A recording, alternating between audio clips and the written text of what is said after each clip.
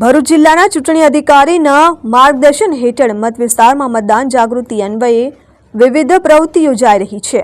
લોકશાહીના મહાપર્વમાં મહિલા મતદાતાઓ ઉત્સાહભેર ભાગ લે તે માટે મહિલા મતદાતાઓએ જાગૃત કરવા માટે મતદાન જાગૃતિ અભિયાનનું આયોજન કરવામાં આવે છે। ત્યારે અંકલેશ્વરની નોબરિયા સ્કૂલ ખાતે આવેલ તાળફળિયામાં આંગણવાડી કેન્દ્ર ખાતે સંકલિત બાળ વિકાસ યોજના અંકલેશ્વર દ્વારા મહિલા મતદાતાઓને જાગૃત કરવા માટે મહેંદી સ્પર્ધાનું આયોજન કરવામાં આવ્યું હતું, જેમાં કિશોરીઓ, ધાત્રી મહિલાઓ, સગર્ભા માતા સહિત અન્ય મહિલાઓ હાજર રહી હતી અને તેઓએ પોતાના હાથમાં મારો મત મારો અધિકાર સહિતના સ્લોગનની મહેંદી બનાવી મહિલા મતદારોને મતદાન કરવા અપીલ કરવામાં આવી હતી। આ અવસરે મહિલા અને બાળ વિકાસ અધિકારી રીટાબેન ગઢવી, મયુરીબેન ગોહિલ સહિતની મહિલાઓ હાજર રહી હતી।